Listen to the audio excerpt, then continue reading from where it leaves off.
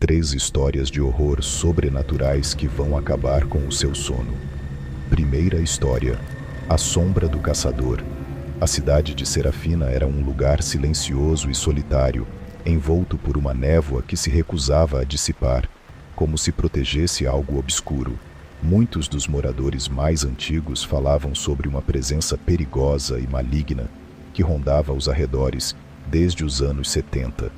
Lúcio, conhecido como o Caçador, não era apenas uma lenda, ele era uma sombra viva. Ninguém sabia ao certo o que ele era, mas todos sentiam sua presença. Era uma força invisível, capaz de desaparecer no ar e surgir atrás de suas vítimas, como um predador incansável. A cidade vivia um ciclo anual de desaparecimentos, sempre no mesmo dia do ano. Curiosamente, o número de desaparecidos nunca era baixo e os corpos nunca eram encontrados. Algumas testemunhas relataram visões de uma sombra se movendo em um ritmo impossível de acompanhar, veloz como o vento, mas ninguém que se atreveu a confrontá-lo saiu ileso. Dizia-se que Lúcio era um homem como qualquer outro, até o dia em que desapareceu misteriosamente após ser injustamente acusado de assassinar uma mulher. Alguns achavam que ele havia fugido para evitar a prisão. Outros diziam que ele foi morto em segredo pelos poderosos da cidade, mas seu espírito vingativo retornou para punir os culpados e aqueles que se atreviam a desvendar o seu mistério. Certa noite, 3 jovens, Marcos, Letícia e Hugo, decidiram confrontar essa lenda. Armados com lanternas e corações destemidos, eles caminharam pela floresta que rodeava Serafina. O ar era frio e silencioso, como se a própria natureza os observasse. À medida que se aprofundavam, sentiam como se algo invisível estivesse os acompanhando. Não demorou muito para que encontrassem a velha cabana abandonada, onde, segundo as histórias, Lúcio costumava se esconder. As paredes da cabana eram cobertas de inscrições sinistras e símbolos desenhados com uma substância que parecia ser sangue. "Vocês acham que é real?" sussurrou Letícia, tentando manter a calma, embora seu coração batesse como um tambor. Marcos e Hugo não responderam. O ambiente dentro da cabana estava sufocante e um cheiro pútrido se espalhava. No canto, avistaram uma caixa velha e corroída. Ao abrir, encontraram restos de roupas, amuletos e objetos que pareciam pertencer aos desaparecidos. Um calafrio percorreu suas espinhas. A lenda era real. Algo estava ali e parecia observá-los. "Precisamos sair daqui agora", exclamou Hugo, seu tom ansioso e desesperado. Ao tentarem sair da cabana, ouviram um barulho de passos leves e rápidos atrás deles. Quando se viraram, não havia ninguém. Contudo, a sombra de um homem se projetava na parede. Ela se movia independente da luz e parecia olhar diretamente para eles. Num piscar de olhos, a sombra desapareceu e o silêncio foi substituído pelo som de passos que circulavam a cabana. De repente, Marcos foi puxado para fora, gritando desesperadamente. Letícia e Hugo correram atrás, mas encontraram apenas o vazio e o som do vento soprando entre as árvores. Marcos havia sumido, sem deixar rastros. Em pânico, os 2 restantes tentaram retornar à cidade, mas sentiram-se constantemente perseguidos, como se a sombra de Lúcio estivesse brincando com eles, movendo-se velozmente entre as árvores. Após horas correndo, Hugo tropeçou e caiu, ferindo-se gravemente. Quando Letícia se virou para ajudá-lo, uma silhueta escura apareceu entre eles. Ela assistiu, impotente, enquanto a figura puxava Hugo para a escuridão. Os gritos de Hugo ecoaram, mas logo foram silenciados. Sozinha, Letícia começou a correr, com lágrimas escorrendo pelo rosto, suas pernas queimando de exaustão. Ela podia ouvir o sussurro do caçador, uma risada que se fundia ao vento. Letícia finalmente chegou à estrada, mas quando avistou as luzes da cidade, sentiu uma presença atrás de si. Virando-se lentamente, viu a figura de Lúcio, olhos vazios, como um portal sem fundo. Sua mão fria tocou o ombro dela, e num instante, Letícia sentiu sua alma ser arrancada. Ela jamais foi vista novamente. Na manhã seguinte, a cidade encontrou apenas marcas de arranhões na estrada e o que parecia ser sangue. Os moradores sabiam que o caçador havia feito novas vítimas e que, enquanto seus segredos não fossem revelados, ele continuaria a caçar. Serafina jamais encontraria paz, pois Lúcio era mais que uma lenda. Ele era a própria escuridão, que renascia a cada ano. História 2. O ladrão dos espelhos. Na pacata vila de São Bento, ao cair da noite, havia um pacto silencioso entre os moradores: cobrir todos os espelhos com lençóis ou virá-los para a parede. A maioria seguia a tradição sem questionar, mas os mais velhos conheciam a razão. Décadas antes, um bandido cruel, chamado o Ladrão dos Espelhos, aterrorizava a vila. Ele não roubava ouro ou joias, mas algo muito mais sombrio: a essência das pessoas. Quem o visse através de qualquer superfície refletora perdia algo vital, às vezes, até a própria vida. O tempo passou, mas a história do Ladrão dos Espelhos permaneceu, contaminando a vila. Todos os anos, algumas pessoas ainda desapareciam de suas casas em plena madrugada. Não havia gritos ou sinais de luta, apenas um vazio misterioso. Helena, de 23 anos, nunca acreditou nessas histórias e, numa noite, retirou todos os cobertores dos espelhos de sua casa, zombando das advertências da irmã mais nova, Clara. Na manhã seguinte, Clara desapareceu sem deixar vestígios. Desesperada, Helena decidiu investigar e logo ouviu sobre uma benzedeira, Dona Eulália, que conhecia a origem do ladrão. Ao visitá-la, soube que ele havia feito um pacto sombrio e agora estava preso nos reflexos, sugando a essência daqueles que o olhavam. A benzedeira entregou a Helena uma faca antiga, explicando que era o único objeto capaz de ferir o espírito preso nos espelhos, mas advertiu: uma vez que o confronto começasse, ele a caçaria para sempre. Determinada a resgatar Clara, Helena aceitou o desafio. Naquela noite, armada com a faca, retirou novamente os panos dos espelhos de casa. Um silêncio profundo cobriu o ambiente. À meia-noite, Helena ouviu seu nome sendo sussurrado. Aproximando-se de um espelho no corredor, viu seu reflexo, mas havia algo estranho. Uma sombra por trás dela, de aparência distorcida e desumana.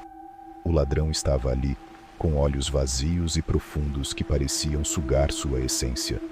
Ela tentou manter a calma, mas o pavor era paralisante. "Onde está minha irmã?" Helena sussurrou, a voz quase inaudível. O ladrão riu, um som seco, semelhante a vidro estilhaçando. Estendeu uma mão sombria e apontou para o espelho. A imagem de Clara apareceu, perdida em um labirinto de reflexos, olhos vazios e lábios movendo-se sem som. Helena sentiu o coração apertar, mas sabia que não podia hesitar. Num ato de coragem, ergueu a faca e mergulhou-a no espelho. O vidro, em vez de quebrar, absorveu a lâmina como água, e Helena foi tragada para dentro de um vórtice sombrio. Num instante, estava num labirinto de espelhos intermináveis, onde cada superfície refletia uma versão distorcida e horripilante de si mesma. O ladrão estava em todas as direções, cercando-a, movendo-se rapidamente entre os espelhos. Ela sentia sua energia diminuir a cada movimento. Lançou a faca contra um dos reflexos, acertando a superfície com força. O vidro estilhaçou-se e um grito agonizante ecoou ao seu redor. As imagens dos espelhos começaram a desvanecer, mas o ladrão estava em todos os fragmentos ao redor, tentando reconstruir sua presença. Ela percebeu que ele absorvia os pedaços quebrados de espelho, como se tentasse se recompor. E então, finalmente, Helena viu Clara ainda presa em um reflexo trêmulo, sussurrando sem som. Helena percebeu que só um último ato poderia libertá-las. Agarrando o maior fragmento de espelho, usou o último fio de sua energia para lançar o pedaço contra o reflexo de Clara, quebrando-o em 1000 pedaços. Tudo ao redor escureceu. Helena sentiu-se desfalecer, uma onda de fraqueza a envolvendo. No meio daquela escuridão, ouviu a voz suave de sua irmã Clara, murmurando um agradecimento. Quando despertou, estava de volta ao quarto, com Clara ao seu lado, pálida, mas viva. No entanto, uma inquietação crescia no coração de Helena. O ladrão dos espelhos não tinha sido derrotado, apenas contido. Clara, com uma expressão distante, sussurrou que sentia a presença do ladrão. Determinado a confrontá-lo, Helena se aproximou do espelho coberto. Ao destapar, a imagem do ladrão apareceu, um sorriso distorcido refletindo malícia. Ele sussurrou, revelando que sempre a estava observando. O ambiente começou a pulsar, e Clara foi puxada em direção ao espelho por uma força invisível. Desesperada, Helena se lembrou da faca antiga e a usou contra o vidro. Um grito agudo ecoou, mas o ladrão se multiplicava em cada fragmento. Ela conseguiu quebrar o espelho, mas, ao desmaiar, viu Clara sendo resgatada, enquanto o ladrão se retorcia em desespero. Ao abrir os olhos, tudo parecia normal, mas Clara carregava uma sombra nos olhos. Desde aquela noite, as irmãs mantiveram os espelhos cobertos, cientes de que o ladrão dos espelhos aguardava o momento certo para voltar. Ele agora fazia parte delas, um segredo sombrio e aterrorizante, sempre esperando por um reflexo desprotegido para ressurgir em suas vidas. Terceira, o eco da noite. Na pequena cidade de Aracatia, as lendas antigas permeavam o ar como um nevoeiro denso. Uma delas falava de um assassino conhecido como o Eco, um homem que, segundo os rumores, tinha a capacidade de desaparecer no ar e se mover como uma sombra, tornando-se invisível a qualquer um que tentasse vê-lo. Seus crimes sempre ocorriam à noite, e os moradores sabiam que, uma vez que o sol se punha, as ruas se tornavam perigosas. Marta, uma jovem de 19 anos, sempre foi fascinada por histórias de terror. Determinada a desmistificar a lenda, ela se aventurou a sair à noite, armada com uma lanterna e um gravador, pronta para capturar qualquer som que o eco pudesse deixar. Naquela noite, a lua estava oculta, e a cidade parecia mergulhada em um silêncio perturbador. Ao chegar a um parque, ouviu um sussurro no vento. Com o gravador ligado, aproximou-se de um banco onde uma sombra parecia dançar à sua frente. "Estou aqui", sussurrou uma voz grave. "Você não deveria estar aqui." Marta sentiu um frio na espinha. O eco havia se manifestado. Ele apareceu diante dela, um homem alto, com olhos penetrantes e um sorriso sádico. Sua presença era tão antinatural que a pele de Marta arrepiou. "O que você quer?" ela questionou, tentando manter a voz firme. "Quer saber o que acontece quando a noite cai?" O eco respondeu, movendo-se rapidamente. "Você já ouviu os gritos, não ouviu?" A lembrança de gritos distantes veio à mente de Marta. O eco gesticulou, fazendo os sons da cidade se tornarem um clamor, gritos das pessoas que ele havia capturado. A cada grito, ela se sentia mais presa. "O que você fez a eles?" gritou, o coração disparando. O eco sorriu de forma perturbadora. "Eles são parte de mim agora, como você também será." Desesperada, Marta acendeu a lanterna, iluminando seu rosto. Ele hesitou, e esse pequeno momento foi suficiente para que ela corresse em direção à saída. Mas as árvores pareciam se mover, criando um labirinto, e o eco a seguia rapidamente. Quando finalmente alcançou a saída, Marta se virou e gritou: "Você não pode me pegar." A luz da lanterna pulsava, e ela percebeu que a luz o enfraquecia. O eco hesitou mais uma vez, e ela usou isso a seu favor, correndo até sua casa. Ao fechar a porta, respirou fundo, aliviada, mas o medo ainda a consumia. Mesmo em segurança, o eco a assombrava. Nas noites seguintes, ele aparecia em seus sonhos, sempre esperando. Marta começou a ver flashes dele em todos os lugares, sentindo sua presença. Sabia que precisava confrontá-lo novamente. Uma noite, armada com a lanterna e o gravador, ela retornou ao parque. A lua estava alta e a brisa gelada. Sentou-se no mesmo banco e, quando o eco apareceu, disse: "Você voltou, Marta. Quer jogar novamente?" Ele riu. "Não sou mais uma presa.